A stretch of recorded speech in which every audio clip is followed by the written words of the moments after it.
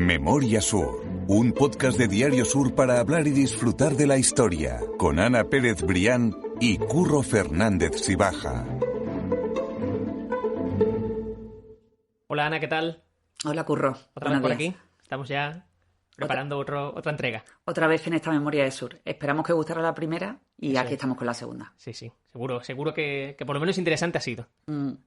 Vamos a hablar hoy de un personaje muy interesante y muy relevante en la historia reciente de Málaga, y es Manuel Agustín Heredia, que es un personaje que yo creo que tiene mucho que contar.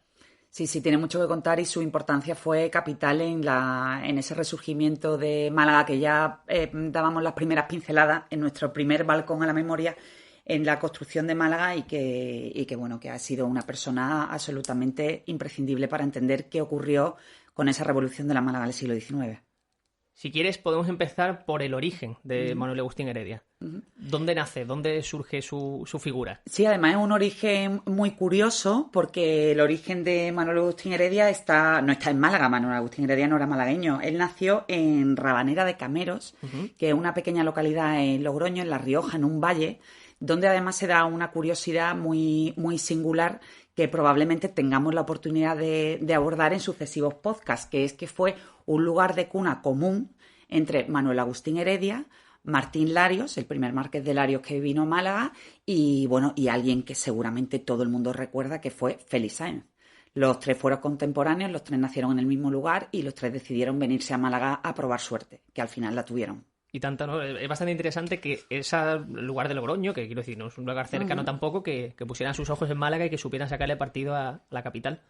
Me llama también mucho la atención que Manuel Agustín Heredia llega a Málaga con 15 años. Era un niño.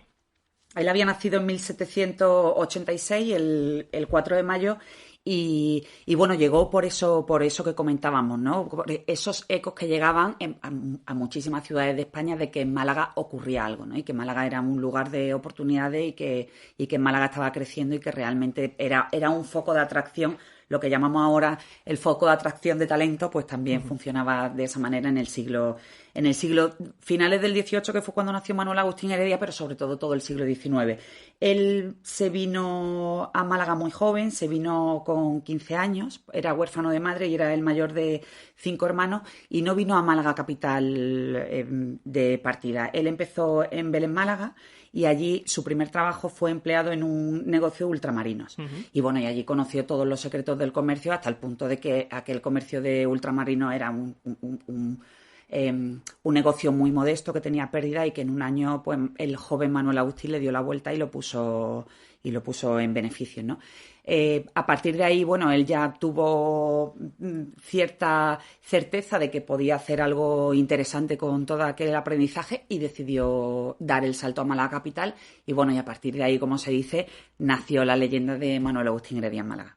Hay dos curiosidades que a mí me llaman mucho la atención. La primera es imaginarme a ese Manuel Agustín Heredia con 15 años, huérfano, y ya muy consciente de que tenía que buscarse la vida. Un hombre como hecho pudiera. A sí mismo, claro. Exactamente, de que tenía que buscarse la vida y cómo tuvo que ser ese viaje de Logroño a Málaga, de luego cuando llega a Málaga, que llega a Vélez, Málaga. Incluso el viaje de Vélez Málaga a la capital, claro, que hoy pensamos que las distancias son muy cortas, pero que en aquella época pues se echaban incluso varios días de viaje. Eso es, y hacerlo con la valentía, como tú dices, de tener éxito en Vélez Málaga y luego ya dedicarse más al mundo del vino, al mundo también de los frutos secos, y con un enclave muy importante como era la zona de Gibraltar. Sí, justo en esa primera década del siglo XIX, cuando él decide dar el salto, empieza con ese con pequeños negocios relacionados efectivamente con los frutos secos y el vino. Estamos en plena guerra de la independencia y Gibraltar era un foco muy importante para ese intercambio comercial que comenzaba a protagonizar también Málaga, ¿no? De ese primer contacto ya más profesional con el tema del intercambio comercial, pues Manuel Agustín Heredia dio el salto definitivo en lo profesional y en lo social, porque tampoco se puede olvidar que en aquella época también se escalaba vía uniones de sagas, ¿no? Vía matrimonio, vamos a decirlo. Entonces, él empezó con esa carrera en la ferrería de la que ahora hablaremos, pero también el ascenso social le vino por el matrimonio con Isabel Livermore Salas, que era también la hija de otro comerciante inglés muy significado en la Málaga de la época que se llamaba Thomas Livermore. No, tiene que ser también interesante saber cómo surgió ese enlace y saber que para él obviamente fue un escalón que tuvo que pasar y que fue muy importante. Sí, fue para además su una de las bodas más...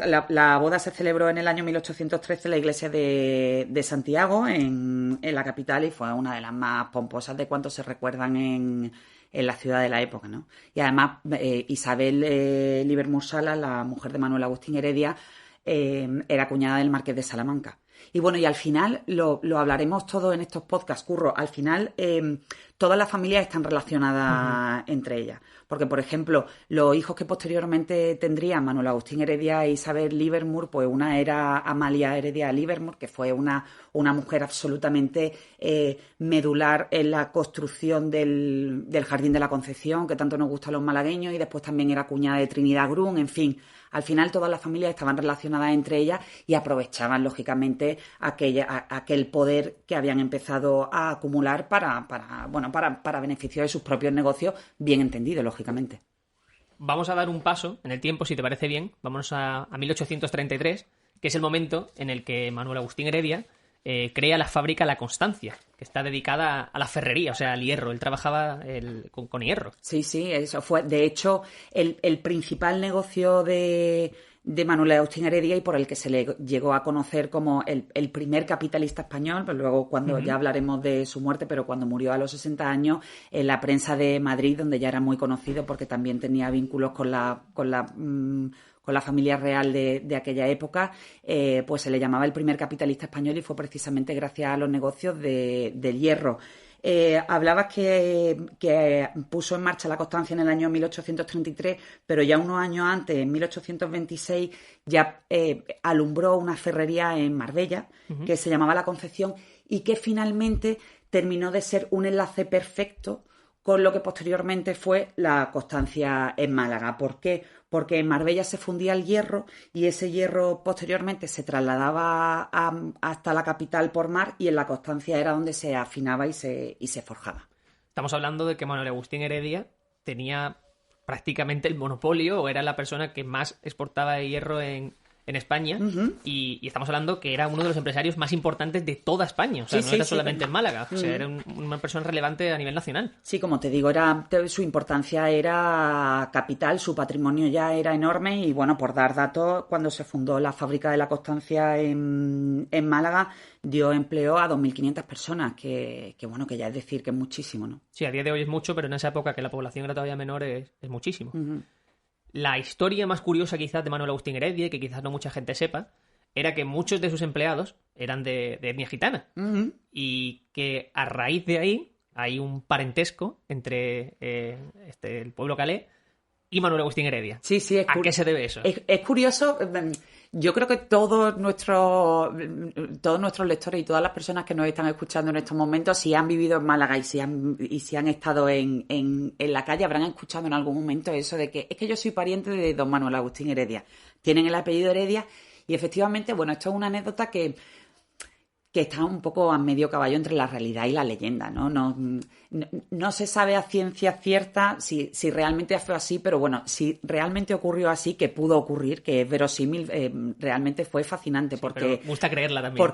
Porque bueno, es una cosa curiosa que hunde sus raíces, ¿no?, en ese interés extraordinario que tenía Manuel Agustín Heredia por ser el mejor en lo suyo.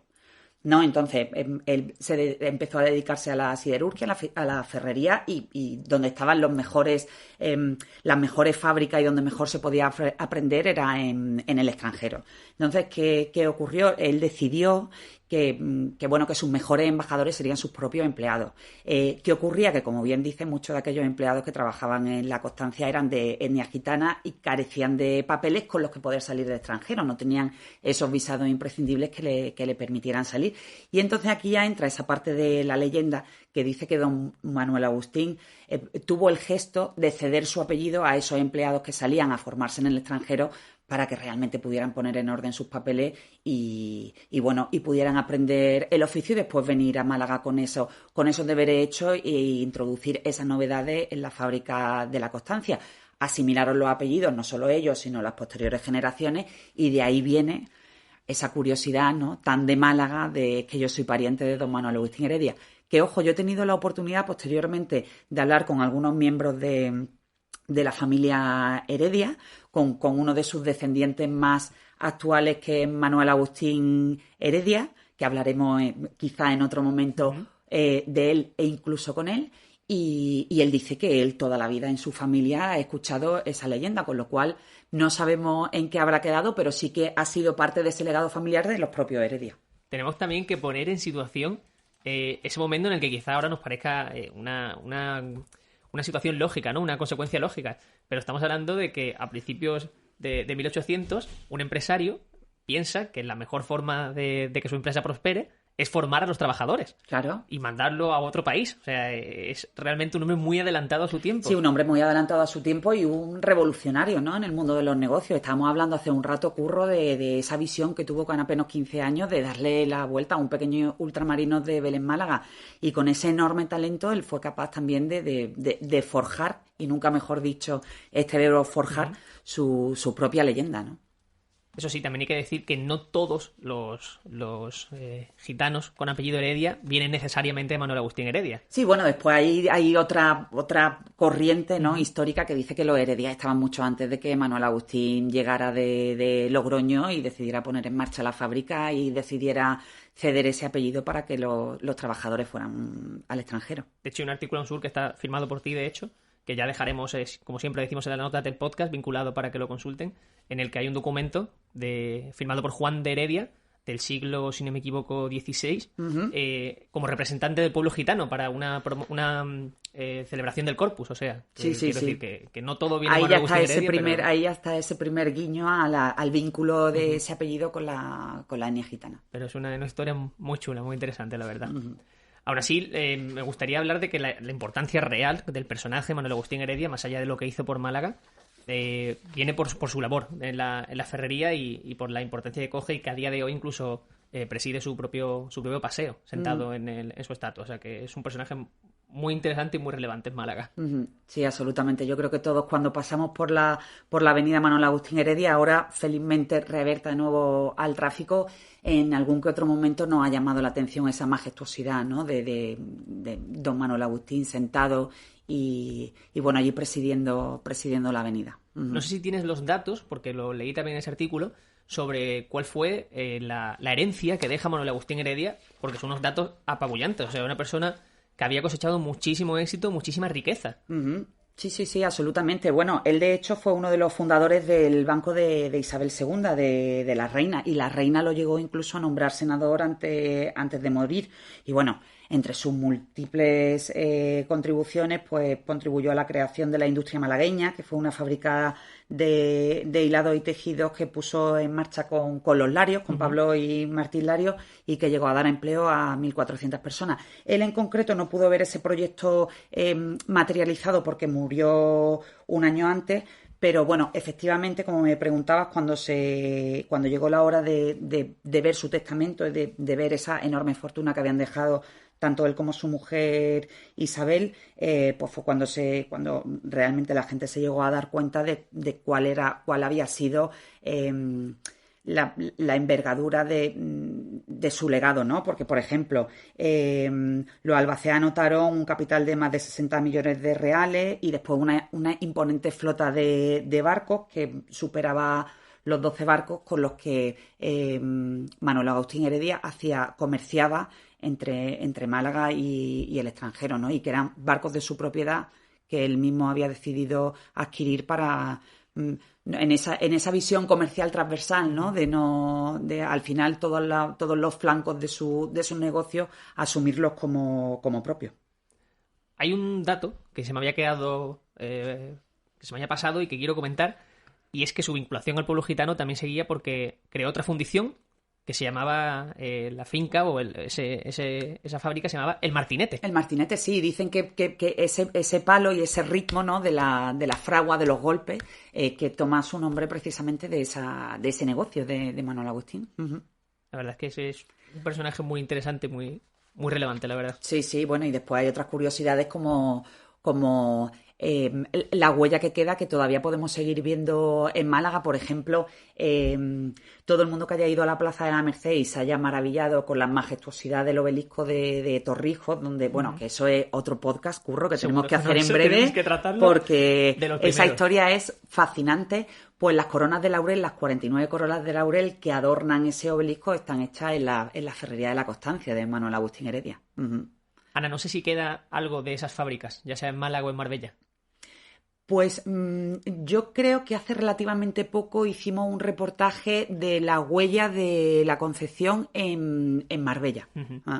En Málaga queda poca huella de todo aquel tejido siderúrgico que se puso en marcha, siderúrgico, textil, de licorería de aquellos años, y con la depresión posterior a toda buena época de crecimiento, todo aquello quedó en el pasado, ¿no? Pues Ana, yo creo que hemos hecho un buen boceto de lo que fue Manuel Agustín Heredia, de la relevancia en Málaga y de por qué estamos hablando ahora mismo de él. O sea que os recomendamos a todos consultar las notas del podcast, tenéis todas las referencias ahí de todo lo que estamos hablando por si queréis leerlo tranquilamente. Así que mil gracias, Ana, una vez más. Nada, gracias a ti, siempre, Curro. Nos vemos la semana que viene. Hasta la semana que viene. Memoria Sur es un podcast de Diario Sur. Escucha un nuevo episodio cada semana en iVoox, Spotify, Apple Podcasts y consulta las referencias de este episodio en diariosur.es.